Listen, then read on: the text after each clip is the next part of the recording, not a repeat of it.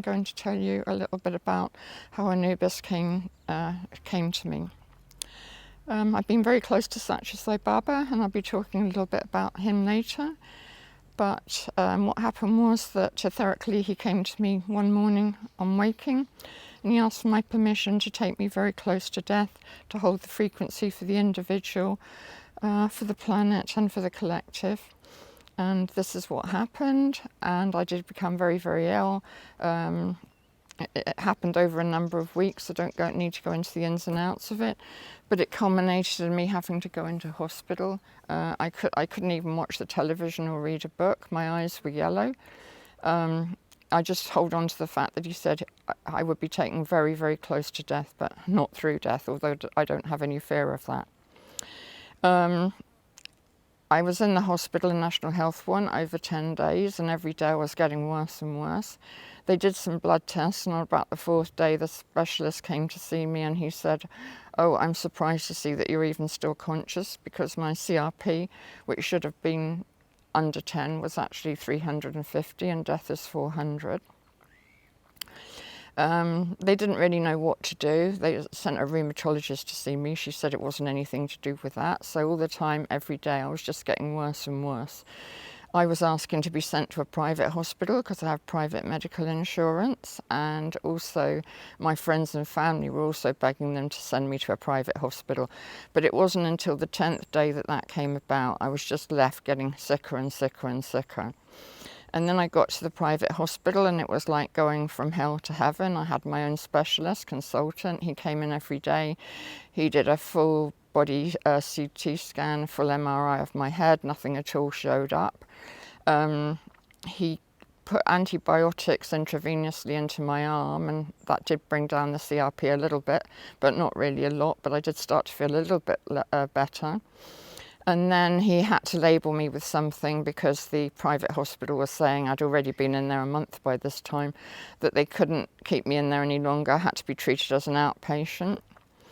So he stuck me on high-dose steroids and labelled me with temporal arteries, which it couldn't possibly have been, because here around my temples would have been like very, very sensitive. And also he would have had to done a biopsy, which he didn't do. So anyway, the steroids blew me open. They were all part of the plan. I was sent home after, a few days on the steroids when I started to feel better. I was awake. I only had about 2 hours sleep a night. I was receiving information like 360 degrees, 24 hours, 24/7 almost. And then what happened was after that, after like a few months, first of all, it was explained to me that I'd had a walk-in experience, and that why my bloods were completely off the chart. It wasn't a walk-in of another entity, but it was all of my multidimensional selves that had come in. And that, of course, made complete sense, because if all of my multidimensional selves had come in through time and space, from the beginning of time to the end of time, etc., I would have a very different blood count while it was going on anyway, and while it was integrating. So I thought that was like really, really interesting. And then it was explained to me that this would take actually several years, and various parts of my body would be breaking down, and I would be maybe laid up in bed for some of that time. And that's what happened, because all of the memory that was held in the cells of my body just had to be released, and that took a long time, cleansing that, purification and releasing all of the memories that were in the cells. So that's how the multidimensional energy clearing was birthed, and I want to tell you that before the Anubis, because it is a prerequisite of Anubis that you do the multidimensional energy clearing first. And it's also a prerequisite of Anubis, but Jonathan obviously got a sick note, that you actually have to fast and not drink coffee. But I know that he doesn't drink coffee anyway, so that was all fine. And this has all happened actually in the moment, taking both of us by surprise as it's happening live here. So then now I'm going on to the Anubis. What happened about the Anubis was that I was on a Karuna master teacher course. I took it with William Rand. I had to have him, so the lineage was very pure, because he brought through the Karuna reiki. And while I was on the course, sorry about these flies keep landing on me, I received another symbol that was nothing to do with the Karuna reiki. And I just thought, well, I don't know what I'm going to do with this. But after I finished the course and I went home, a lady came for a Reiki treatment with me. And I started to use that symbol, the Anubis symbol. And she actually had an ulcerated leg that was in danger of going gangrenous. And I worked on her 3 times actually, and it cleared up. So I'd received 1 symbol, and then over the next few months I received 2 more. And I was told by what I call my light team, the energies that work through me, that I would receive 4 more symbols that would be put into a system called Anubis Reiki. But they had to prepare my energy bodies to receive the 2nd level symbols. So the first 3 I received were 1st level symbols. And how that came about was that after I'd received the first 3, I thought, I'm not going to waste these symbols. I used them when I actually treated people, but also I put them in a 3rd level when I taught people karuna master teacher. And they all said these symbols are very, very different to karuna. They're entirely different. They're much more powerful. And I said, yes, I know, but I haven't received the whole system yet. So I worked like that for 3 years. And then one day, I think it was round about 99, around the time I got the channeling through from Thoth, I was in a relationship at that time, and I just had the idea that we should go and see a hypnotherapist. And I thought it was for my partner, actually. But when we arrived, I'd booked myself in as well. He said that he would take me first. And he said to me, why have you come? And I said, I've no idea. So he put me under, and then to my complete amazement and also his, I went back into this past life. I remember being a priestess of Isis in Abydos and Dendara. All of the symbols came through, the 2nd level as well. The attunement process came through. All of the information really that I needed came through in that session with the hypnotherapist. He luckily had paper and pen. He scribbled a few notes. And then when my partner was having his session, I went and sat in the car and put all the pieces together. So I had the system then, but I still didn't know the significance of the symbols. So I was working with some people at that time from Mark. That's my partner's name in Cheshire. We were working actually between Bournemouth, where my home was, and Cheshire, where his home is, and I asked them if at the end of the day, it was an Ascended Masters workshop, if we could stay behind, have a shared tea, and then sit for what my symbols were to be used for. And they agreed to that, so that's what we did. And in that sitting, which lasted probably about an hour and a half, the relevance of the symbols and why what they were to be used for came through. And a lot was explained as well. Are we okay with the time on that? Yeah, I'm just going to have a brief, quick look to see that we're not going to lose anything on the memory here. We're okay, yeah. Because we don't want to lose anything of this. It's 9%. Okay, right. Okay, so then I had all the information then about the symbols, what they were to be used for, and then of course the system came together, and very, very quickly actually I was attuning people. But it has evolved a lot since then, as I have evolved. This was in the year 2000 that I started attuning people, and we're now in 2020. And I just want to, actually, I'm just going to break there for a minute. I'll pick up on that because I'm going to ask Jonathan to bring his chair over and to share whatever he might have experienced through that session. Yeah. Okay. Okay. So maybe you'd like to share anything from the multidimensional energy clearing if you remember it, and then go on to the Anubis. And remember, everyone who's watching, this has been done spontaneously in the moment. It took me by surprise. It may have taken Jonathan by surprise. He hasn't done any preparation that I normally ask people to do.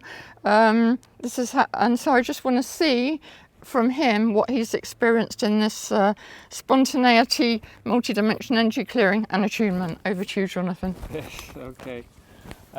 So first off, when doing the multidimensional clearing and doing the Reiki attunements, like I felt almost like there was there was so much energy under the legs, so they were almost like they were levitating almost. Which level? But was that multi-dimensional energy clearing, or the Anubis, or was that This all of it? There was the right multi-dimensional after energy clearing. yes, Yeah. and Okay. I was starting to levitate, and also my hands were very highly energetic, and yeah, it just felt very good, and I felt like also there was a lot of I felt like there was a lot of guides and stuff like coming through, telling me stuff, and yeah, and so that was very nice, and I felt and they were giving me a lot of joy and a lot of they were like joking with me, and like I felt very very good. You still seem quite high, yeah. Yeah. And then when it came to Anubis, it was actually very interesting because I saw Anubis, and I saw him, and he was in front of me, and he said or he showed me this key. I'm not sure if it's like a key. Yeah, like a key with the. It's the ankh. It's the ankh. Yeah, the yeah, key of life. Yeah. He gave me. He said like use this for when you're gonna heal, and you're gonna see the symbols inside of the circle, and you can like put your consciousness into this symbol or into this. It doesn't have to be like a physical symbol, but he was telling me like if I want to do healing, I can use this and put my energy into this, and this is like something you can you can use it also in reconnective healing and other healings. It's just like it's a nice thing that you can draw other modalities from. So this was very interesting. I was like, okay. But just like start small, and this is what you get for now, and let it unfold further. And I was like, okay. So it was like, wow, okay. Very interesting what just came through, and yes, I feel very blessed and very grateful to be here with you as well. Yeah, just to say one thing though, it won't be your energy that's putting it through.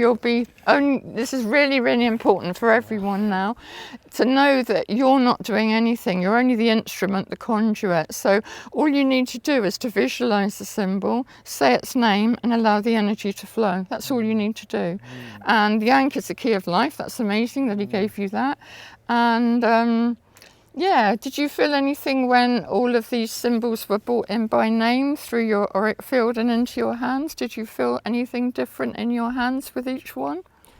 I felt more, or I was just like very in a high vibrational state. I would say it was different, or it was difficult for me to actually feel a difference, but because it was just like all in one. Yeah, all in one kind of thing.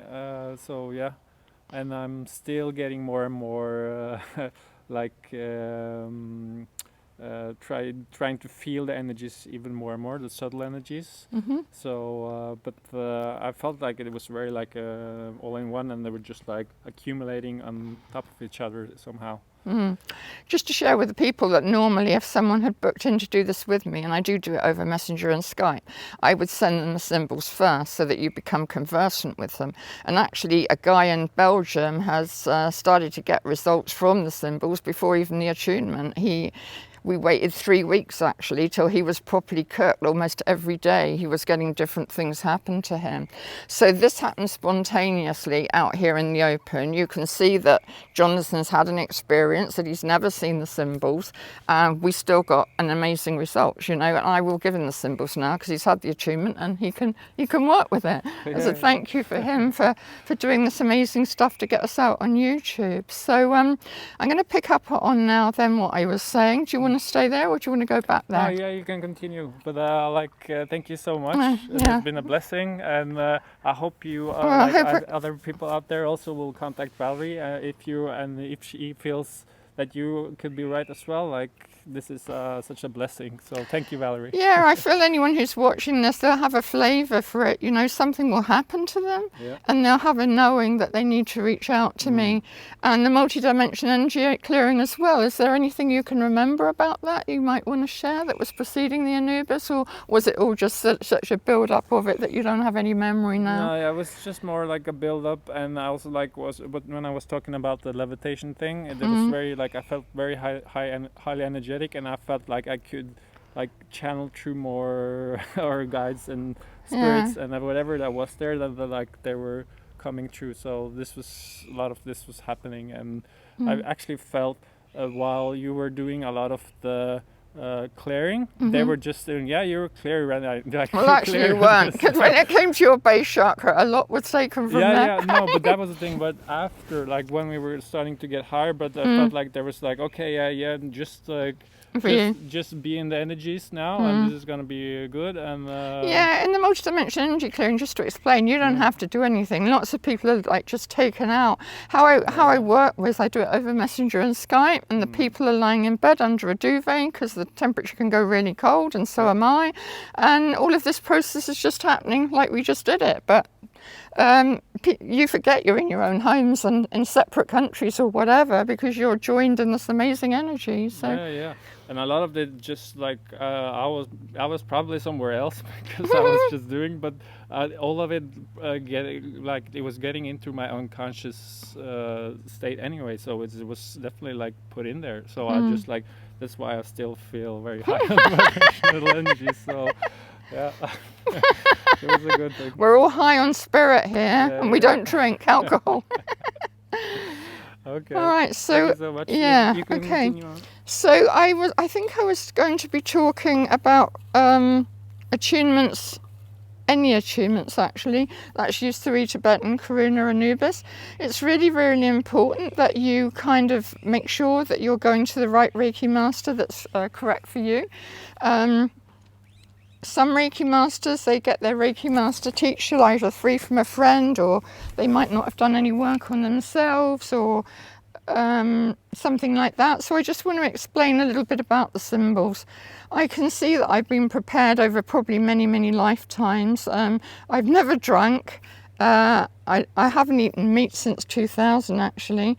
I've never taken drugs, and I've never smoked cigarettes. I guess my soul knew that it had to be kept very intact for the work that I was to do. And this is actually where the multidimensional healing is such a gift, because that kind of gets rid of anything that you might have got by any kind of association in the past, in this lifetime and in previous lifetimes.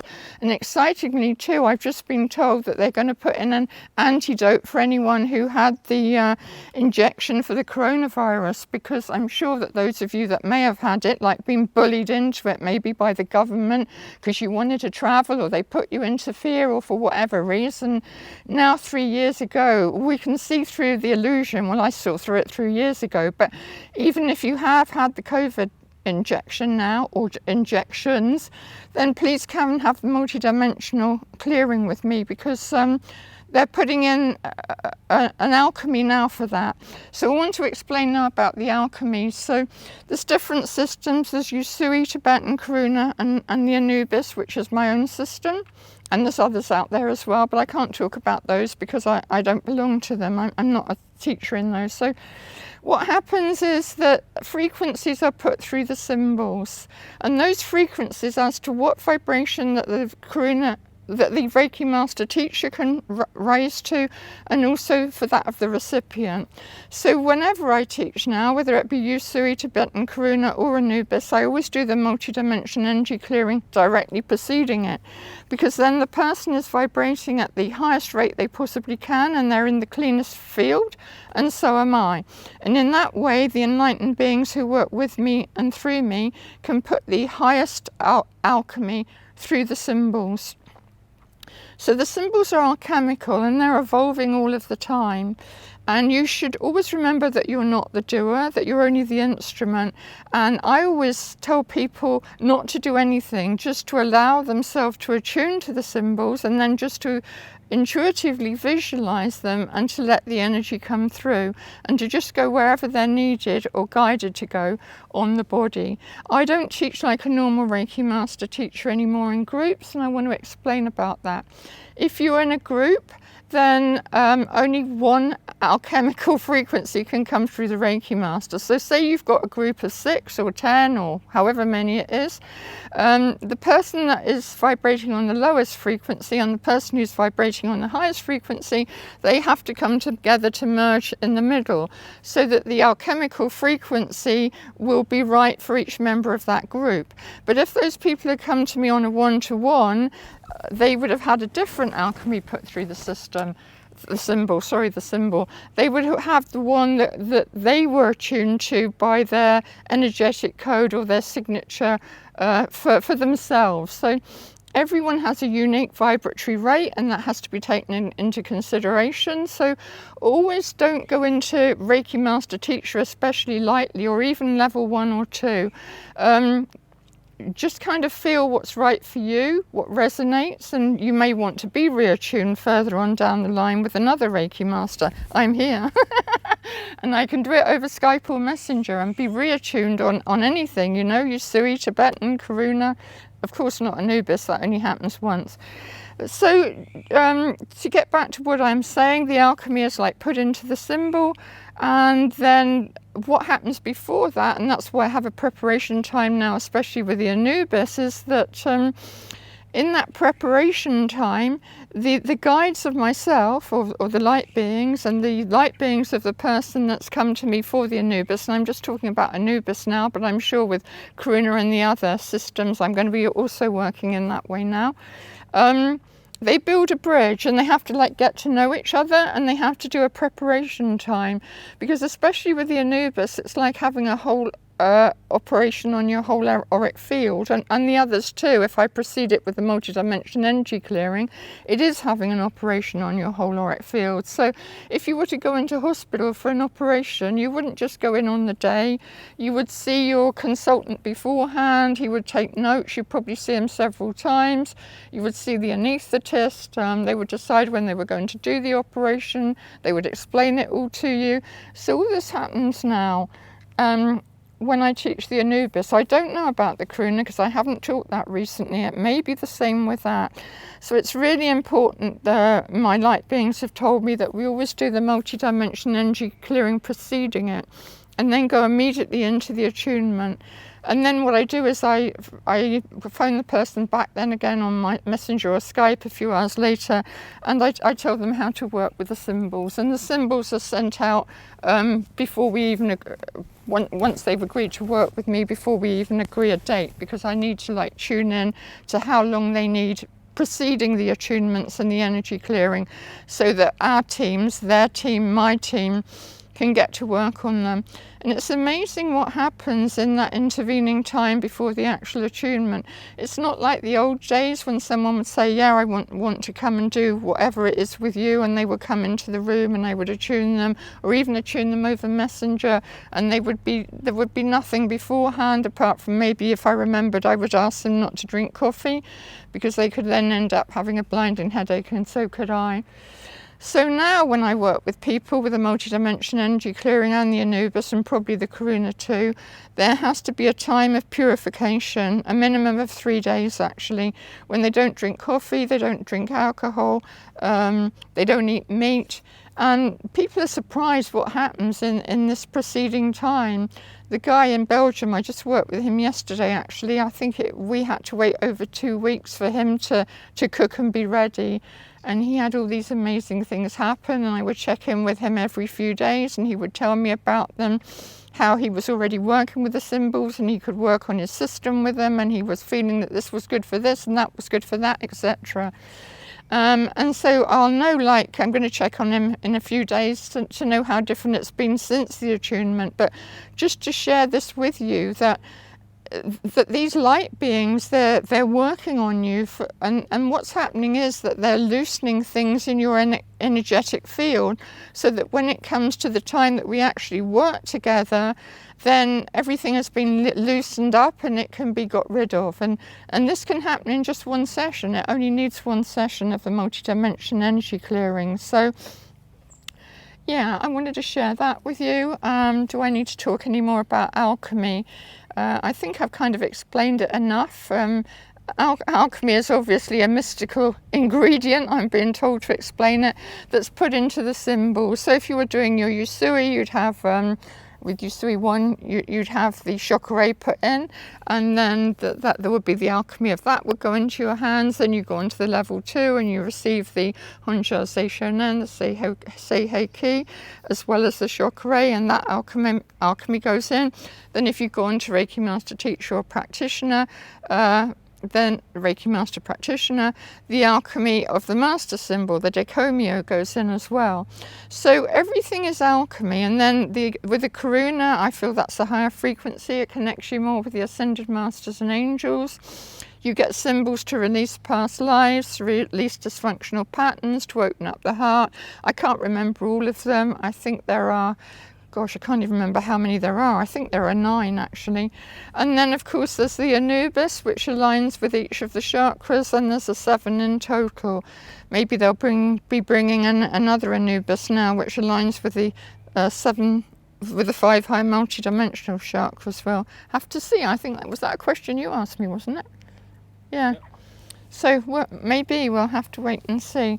So I've kind of talked about that. So now, how much time have we got left? Okay.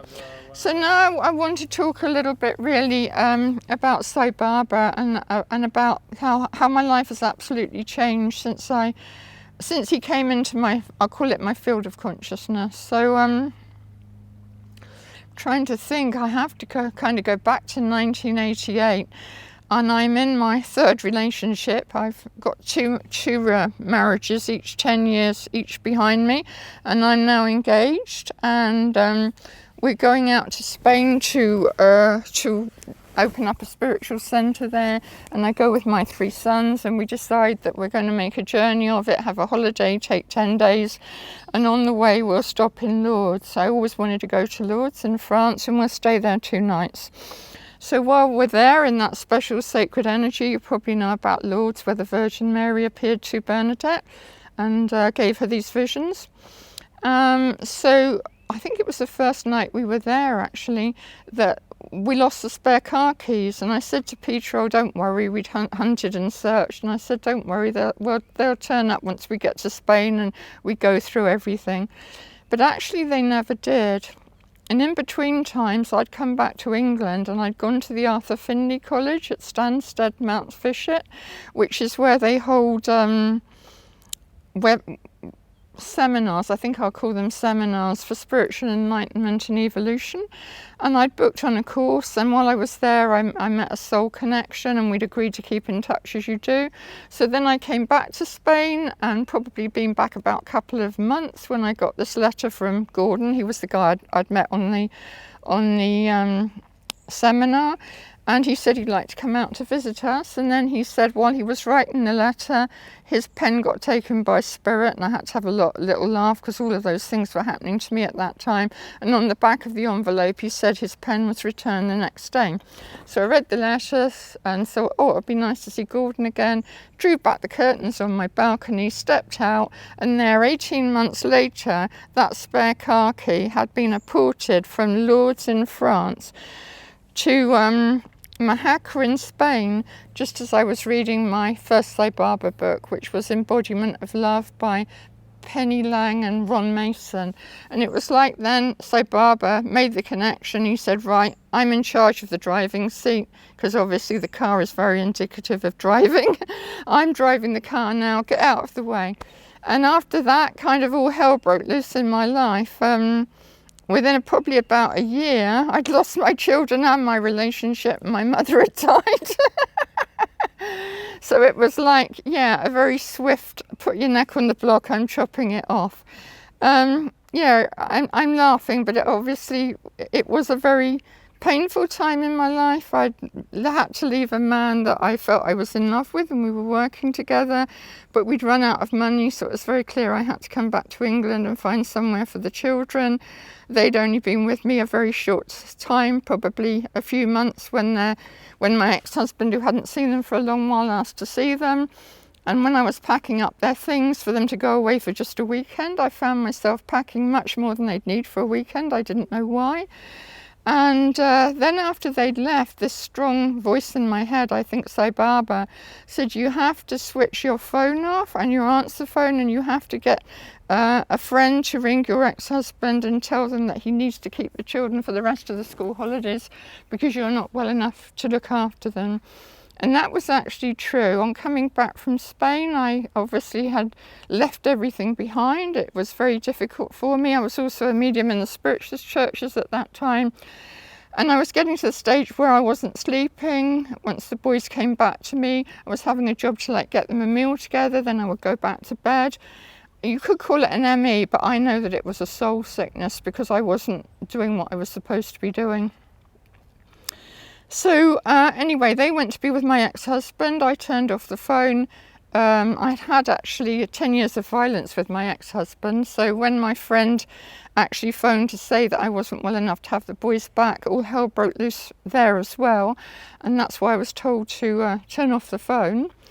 And then after kind of things cooled down, I was just in my home alone, actually. The phone was off, the answer phone was off.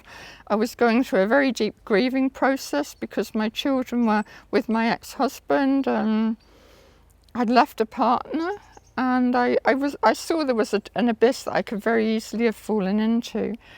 And it was that time, actually, that Sai Baba came into my life on a knowing level. And I'll probably talk all about that in a moment. But in this time anyway, when my sons went to my ex-husband, my daughter also had cut herself off from me with my mother, and I still don't know what that's about. Just all of a sudden there was no connection between me and my mother or my daughter. So in this period when I was alone with no connection with the outside world at all, my daughter tried to come and see me. She left a note on the door, and I left a note saying, you haven't wanted to talk to me up to now, and this really isn't a good time, I'm sorry. And then she pinned another note on the door, and she'd actually travelled 3 hours to me. I really need to talk to you, Mum. So I let her in, and she said, I have to tell you that Grandma's died. And she'd actually died 3 days before, and my daughter had organised the funeral and everything. And then my daughter left, just like that. She said, I'll come and pick you up from a funeral, and now I'm going. And I thought, oh my God, what a time for my mother to die. I was really frozen in a state of shock. And my daughter came and picked me up for the funeral. It was all organised, and from that moment on, actually, my daughter still hasn't spoken to me properly, and I still don't know what it's about. And as I'm sharing the story, I'm seeing that we're weaving a web here that's probably going to be talking on a lot of different topics, but I'll try and follow the trail that they're giving me, which I think was about Sai Baba. So Sai Baba then called me into his presence in 1998 when I physically went into his presence. Oh, I better just finish the loose ends about my sons. After the funeral of my mother, and I went back to be on my own for the rest of the school holidays, and then my ex-husband actually put my sons on the phone under duress to say they wanted to stay with him. And an inner voice said, this is karmic, leave it alone. And although it was very painful at that time, I saw that it was freeing me up to allow me to do my spiritual work. And I had Jesus very close to me at that time as well. And I kept on hearing the words from the Bible, leave all that you have and follow me. So that's just to kind of clear up that little loose end there. So now I'm back with Sai Baba, and he's called me into his presence in 1998. The first time I came into his presence was only 8 days, but in those 8 days he gave me so much grace. I didn't realise it at the time, but I kept on getting front lines morning and evening. So I'm going to explain a little bit about what I mean by that. I visited Sai Baba in his ashram in Puttaparthi, And he says that you can't even go through the gates. You can't even go through the gates of the ashram unless he calls you. And I feel that that's true, because I tried to go and see him before that. Once I joined the Sai Baba group, they were taking a group out, and I put my name down to go. And then I was starting to feel I wasn't going to go, and I still sent for my visa. And then he, in between times actually, my ex-husband had broken my hip. And I was still going to go to Sai Baba. They said, we'll take you in a wheelchair, but I wasn't exactly looking forward to it, because I thought I might be put in the sheds, which is a whole big building where you have to sleep on the floor all together. But I thought, if he's calling me, I'll go. And then he came to me etherically one morning, and he said he wanted me to relinquish my place. This was a couple of years before, because he had someone else that he wanted to go, and they weren't there when the group came together. So he got me to put my name down, but now they were taking my place. And I was quite relieved on one level. So he called me like in 1998, and that was better for me, because I wasn't in a wheelchair then, for a start. So I made a pact with him before I went, and I said I'd like to stay in the ashram, but only if I can share with one other person. I don't want to go in the sheds, and if you put me in the sheds, I'm going to go to a hotel outside, but I really want to stay on the ashram.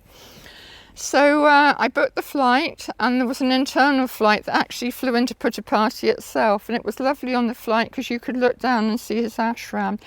And when we landed and were going to get our baggage, a German girl approached me, and she said, if we go and get a group, if we stay together and get a group for the two of us, we won't have to go in the shed. So I thought, oh, so Barbara's at work here. So that's what we did. But I later found out in those 8 days that she was a manic depressive, and that she'd come to Puttaparthi so that she could get drugs she couldn't get in her country to commit suicide. This is what she said anyway. But I was getting so much grace from Sai Baba, it didn't matter. I was only going back to sleep. She wanted the windows open. I wanted it closed because they were building a coconut stand outside, and it was so hot and there was so much noise. So all this was going on as a learning experience between the two of us that I see now, that I didn't see at the time. And I was getting front lines. What you have to do is that the women line up from anything from like 5 o'clock in the morning until about 6, and then tokens are taken from a bag. The person at the front of the line pulls for 2 lines, and then you can arrive at 6 and get a line 1, or you can arrive at 5 and get a line 30. You know, it's all Swami's will, really, Sai Baba's will. So I kept on getting first lines morning and afternoon, and I just thought it was because I was new, and he would come and smile at me and stand before me and just smile and look into my eyes, which is probably all I could take then, and then pass on. And then I was realizing that it didn't hit me until after I'd left, actually, that people were asking him for an interview. So subsequently after that, I took, I was by then in a relationship in 1998, and I took my partner out and some people that were working with me, and my son as well, and we had an interview. And Swami looked into my... No, there was another interview before that, but anyway, I'm talking about this one now.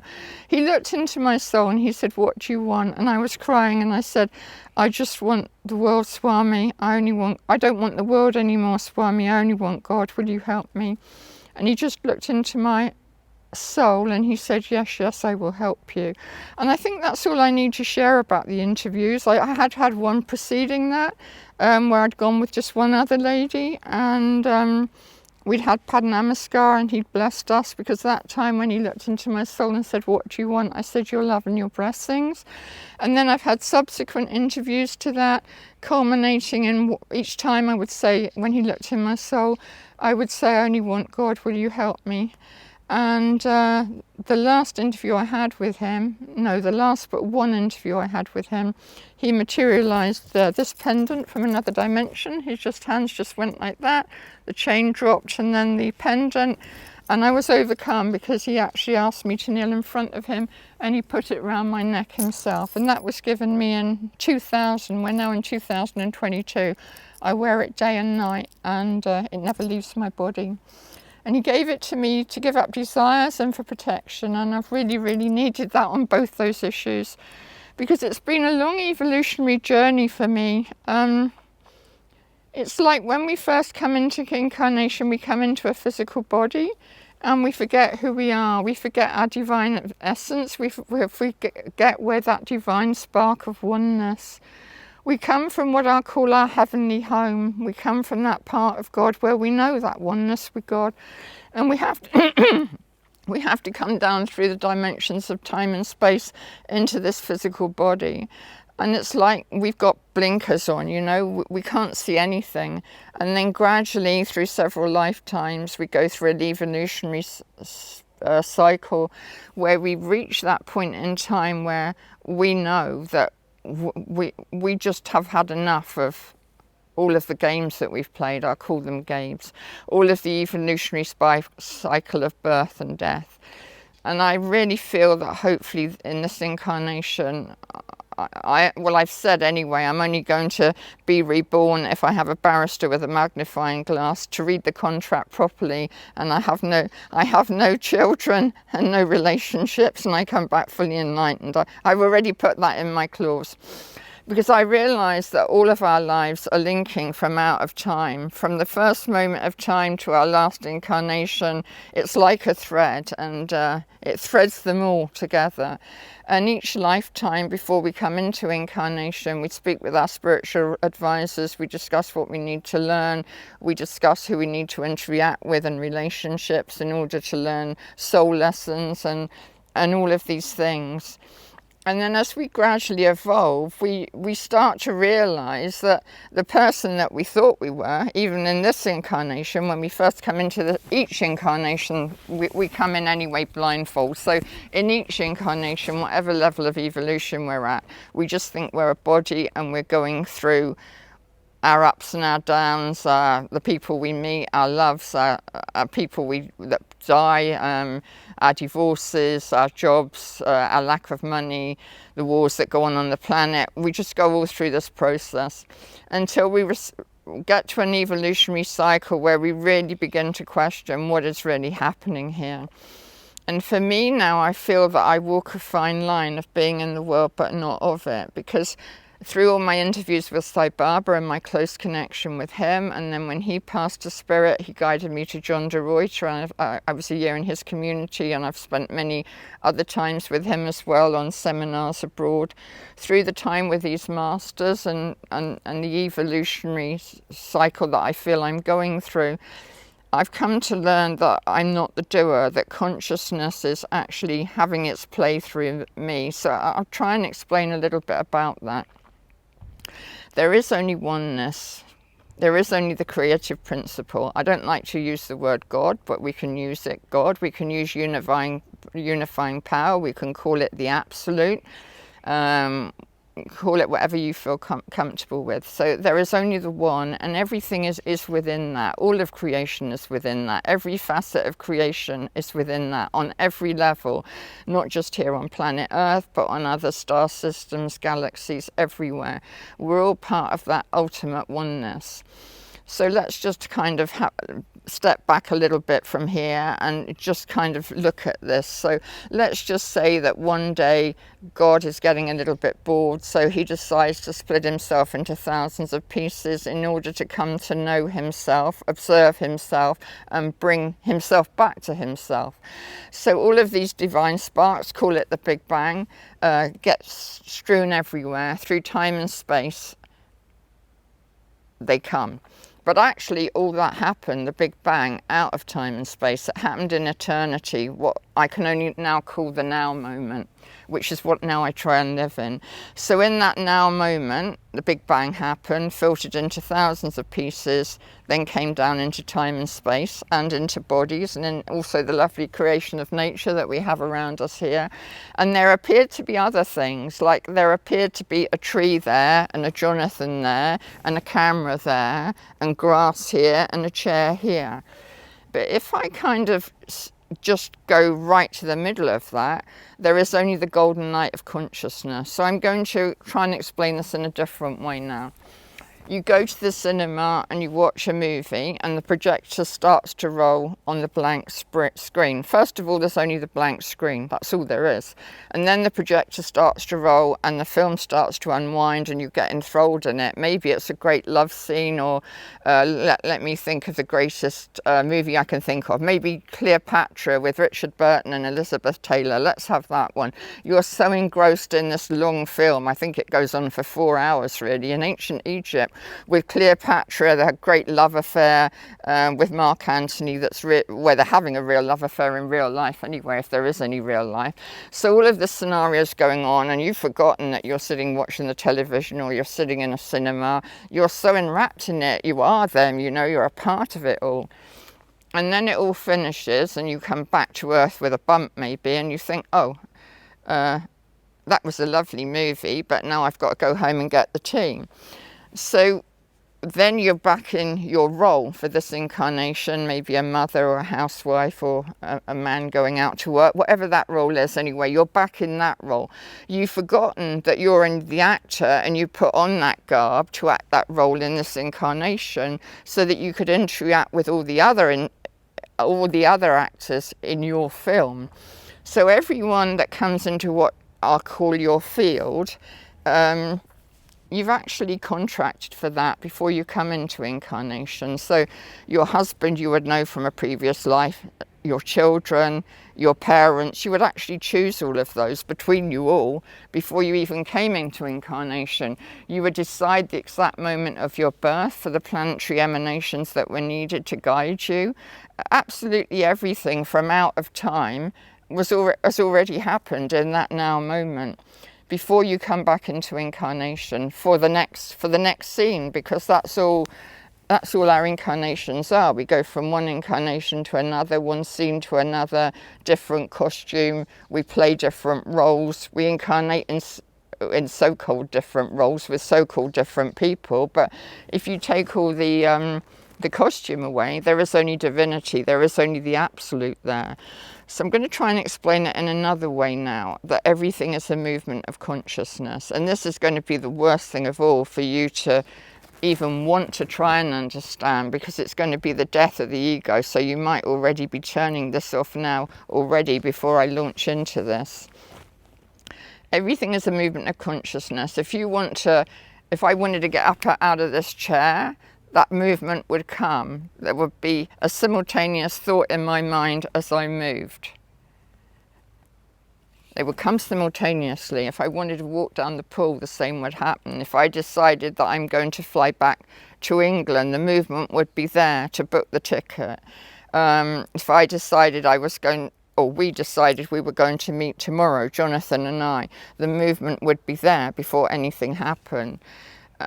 So that's what I'm trying to explain. Everything is a movement. Everything you do is a movement of consciousness. Without that movement, nothing can happen. So when you think about it, what makes your heart beat? What makes your blood flow? What makes your lungs contract and expand? You're not doing that. What is it that's doing that? It's the absolute, it's the ultimate reality, the divine spark that is your true reality. That's what it is. And that's the golden light that I'm talking about. So it's this movement that I'm talking about that's actually moving everything. This divine spark of the absolute that's calling you back to oneness, wanting to put all of the pictures together in the dream of its own, the divine Leela, is bringing all of the divine sparks back into oneness. So let's just say you feel that you have free will, for instance, about what you're going to do tomorrow. But when you think about it, it's not really until tomorrow comes that you know that you're going to do whatever you thought you might be doing the day before. It might follow that movement, but it might be something entirely different. You don't know. Some people that are really fixed in their ideas, they try and make it the idea they had the day before, and they don't go with the movement. And that's when problems kind of come in a way, because then everything kind of gets all tangled up. Where you could have taken the highway to get back to heaven, you had to take the detour and get lost through so many circuits. So you could say that you have about a I don't know what, a milli something of thousands and thousands of billions of trillions of free will. But even when you bring it down, you haven't even really got that, so forget it, because then you would have to take it back to genetic programming, to ancestry, to what your parents did with you, everything, and all that's been pre-planned anyway, so just forget the free will. Difficult as it is, just kind of forget it.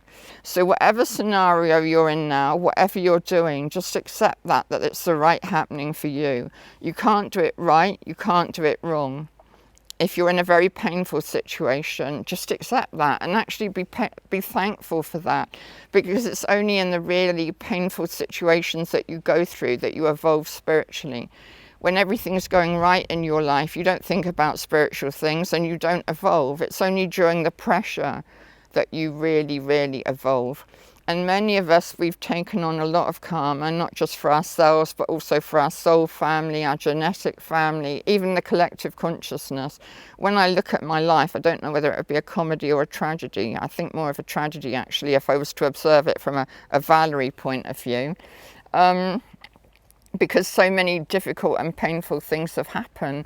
But I see that has actually refined me, that I've had to be put into the fire for the gold to kind of come out. You've got to be forged in the fires of liberation for the gold spark to ignite into oneness, and all of the levels of illusion then start to drop away. And you see that everything that happened in your life had to happen.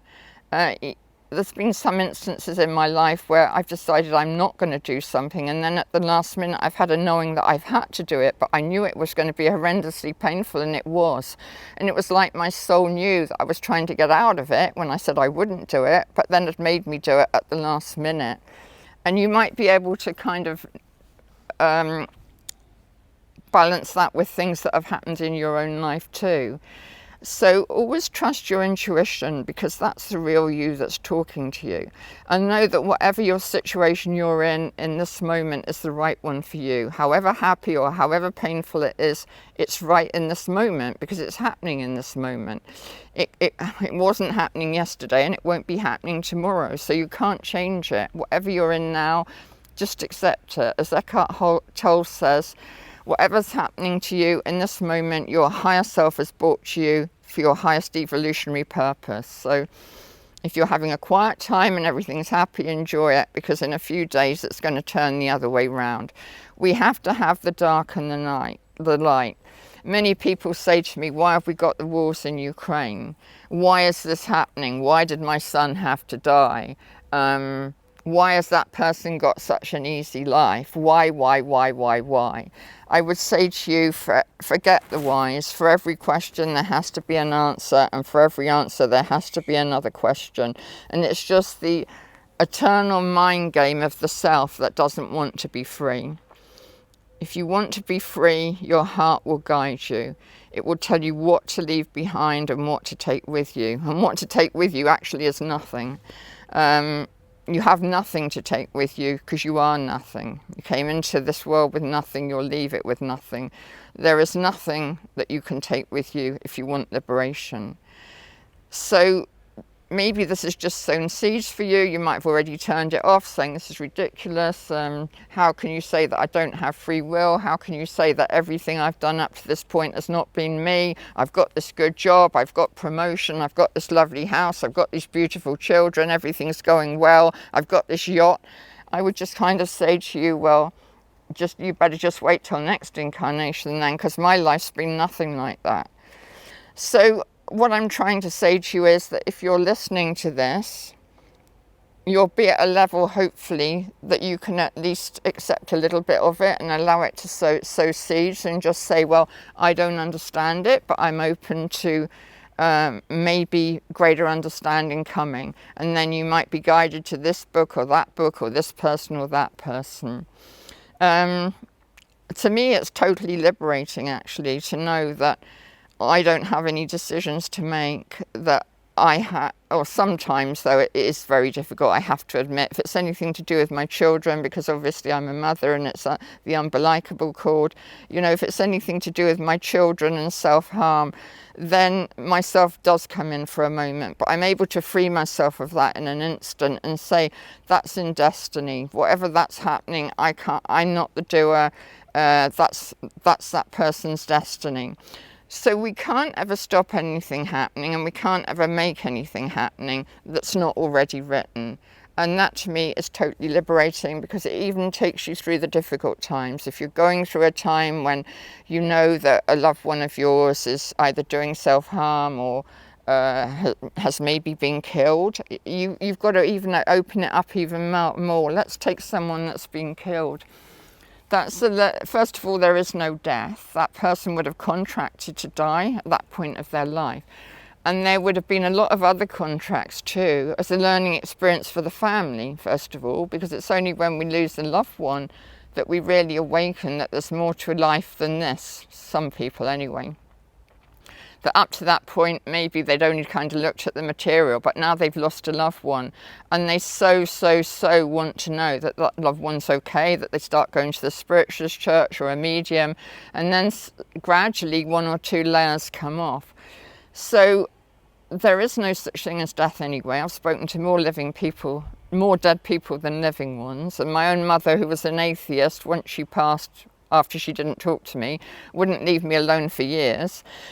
If ever I was anywhere near someone who was remotely mediumistic, she'd be coming through.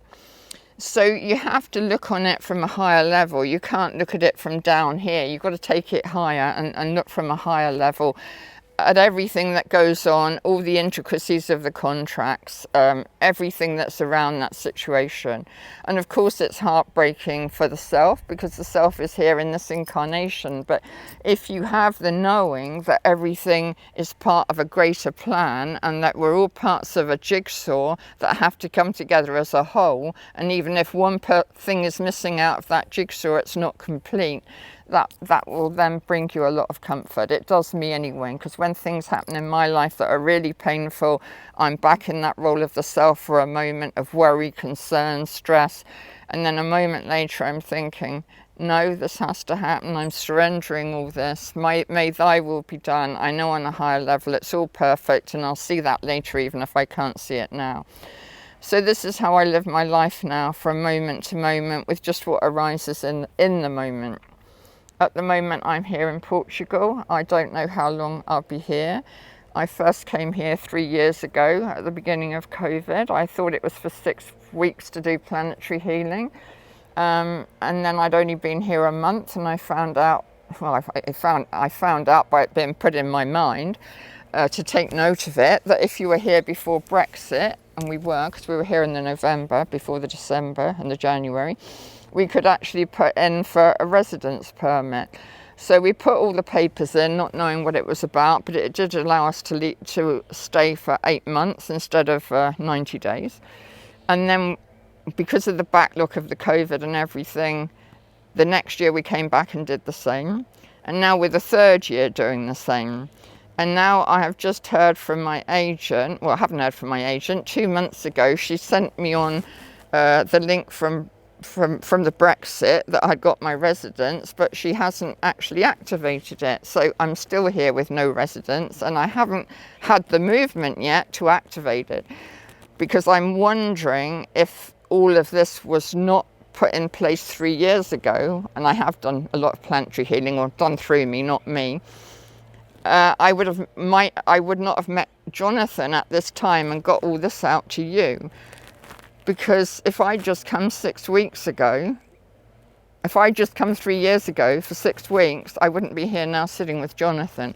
So all that was put up out of time and space 3 years ago.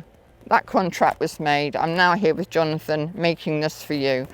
Whether I have the movement to activate the residence and decide that my destiny is here, I don't know, because I'm living in the moment. But I'm just giving you that scenario so that you can maybe get an understanding that what you did 3 years ago will have a consequence now, if it hasn't already, and will continue to do so in one way or another.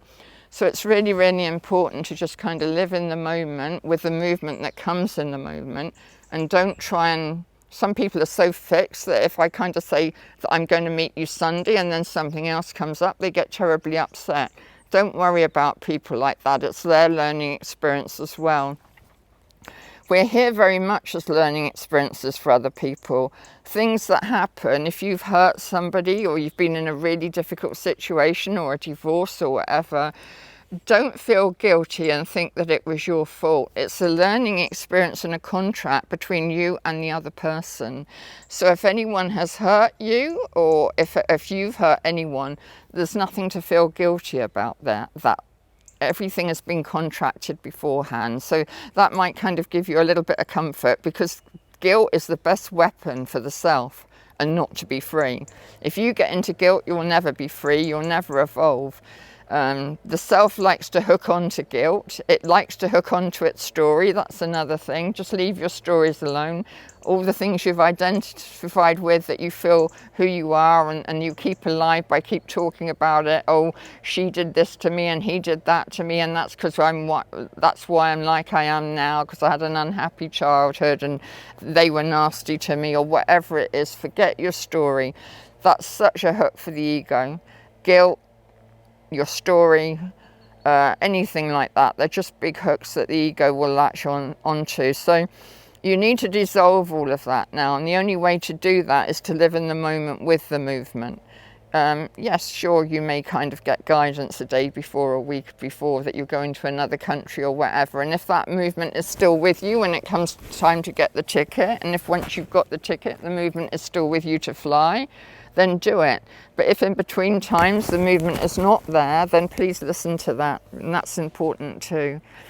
So always you need to just be in the moment with the movement, and just allow that movement, which is the divine spark of you, which is connected to the completion of the wholeness of the act.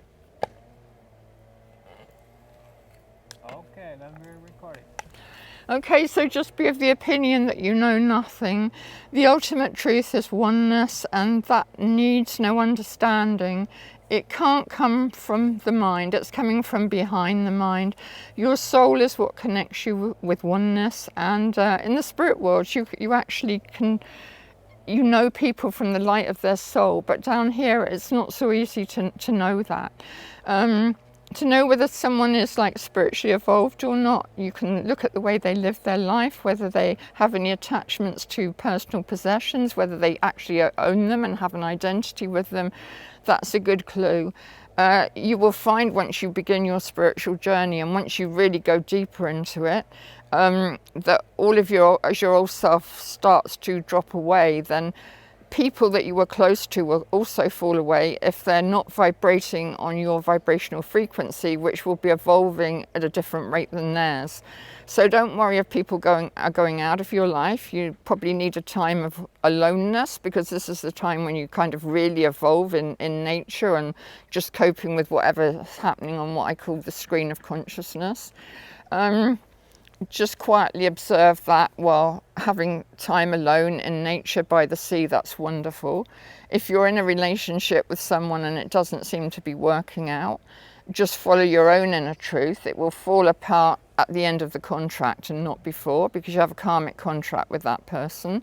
So once you've learned everything you can from that soul contract, you'll either go your different ways, or the relationship will go on to a different level. So you never need to worry really about who's in your life and should you be with this person or that person.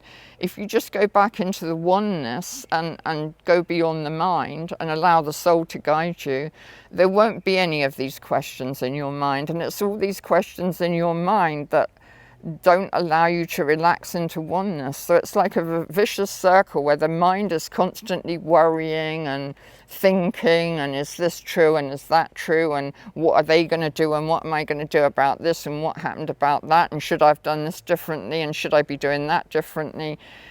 Once you just realize that nothing happened here, you're just that pristine golden light, that has come into incarnation to have an experience so that oneness can experience itself within your form, whilst at the same time evolving it back to itself. And I can only again go back to the scenario of the jigsaw, the complete picture. Everything has to be complete in that jigsaw.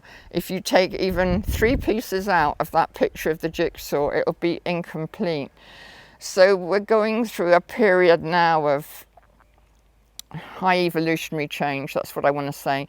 The frequencies are like really revving up here now, and we've come to a division between the dark and the light, because you've got to have both in a good play. You wouldn't be watching a movie if it was all light. You've got to have the dark and the light. So there's this division, but you have to remember that the light is the more highly evolved beings that have gone through all the school of all of the school in all their lives before, and have reached that point in their evolution that they can go with this shift. And they're all of those that are like the darker ones that can't make this shift because they're lower levels of consciousness. Maybe, I have to put a maybe here, I'm going to go on to that in a moment, because maybe they haven't learned the lessons, and because they're at a lower level of consciousness, they're into like control, harm, everything that you can think of as negative. But sometimes you also have to question that as well, because when I was in the 10 years of violence with my ex-husband, I'm looking at that now and I'm thinking I wouldn't swap my place with his, because I had all the support from my spirit guides. And although I've slept with a knife under my pillow, although I've had my hip broken, although I've been attacked, so you can't always say that the people playing the darker roles are at a lower level of consciousness. When I look back into my own life to the 10 years of domestic abuse with my ex-husband, when I look back now, I think I wouldn't swap my role with his. I had all of the guidance from I didn't have the guidance, but I had all the support from those beings in spirit, because I was actually working the spiritualist church at that time. Yes, I've slept with a knife under my pillow. Yes, I've had all this abuse, but how much more beautiful it was for me having my role than someone who's in absolute darkness as a how do you say that word? Perpetrator. That perpetrator who's creating all these so-called horrendous acts, you know. I had an injunction with a breach of the peace, which is very difficult to get when you're living with someone, and he would be like domestically abusing me, and I would be there to call the police, and he would just yank the phone out. But I've seen that, all of that now, everything I've been through, it's made me what I am. If I hadn't been all through those difficult experiences with my ex-husband, with my mother not talking to me, with losing my children going to my ex-husband, with all of that, which also allowed me to be free to go to Sai Baba, to carry my spiritual journey, to carry on with my spiritual journey, I would not swap. Well, I can't swap it anyway, because I've chosen it all. Or the divine spark of me has chosen it all. But as a self anyway, there's no way that I would swap that. And it's said in the Bible that Lucifer is the brightest of angels because he garbed himself in darkness so that he would be the last one to enter the kingdom of heaven. He would make sure that everyone else got back in first. And that is telling us really that it's only through these interactions with what we call our dark forces, the people that make us unhappy, the people who seemingly do bad things, that are actually pushing us more towards the light. So that's what's happening in our world now at this time of great division.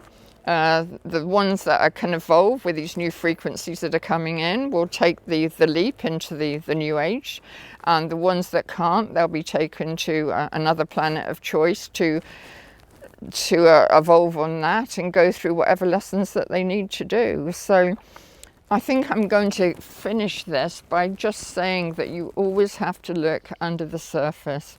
When you look at anyone, remember that you are meeting the Christ, that they're not the person that you think they are, doing the things that you think they are. That's none of that. That's your story and the story that they've identified themselves with. The bottom line is that everything is the Christ. Everything is the absolute consciousness. That is all there is. There is nothing else. Whatever is playing out on the world stage is playing out for good, although it doesn't look like it. The monetary system has to go down because too many people are concerned with money and how much they've got in the bank. So when they haven't got anything to save, they'll have to turn to something else, which hopefully will be the light within them. Obviously, the people in the war zone, what would you be doing if you were in the middle of a war zone? I think you'd be crying out to God, oh God, please help me. So they're being taken to the light in that way, or they're dying and they're being taken to the light, because every soul that goes to the light goes only at its allocated time and in the way that it has. Passes to spirit before it's time, and no one ever passes to spirit in a way that it's not contracted to go. So everything is in alignment with the divine blueprint of the individual, and it's like we're all God is like a computer and we're all programmed into it. So everything that's happening is happening as a response of divine will and as a response of an evolutionary cycle that every soul has to go through in order to find its way back to oneness.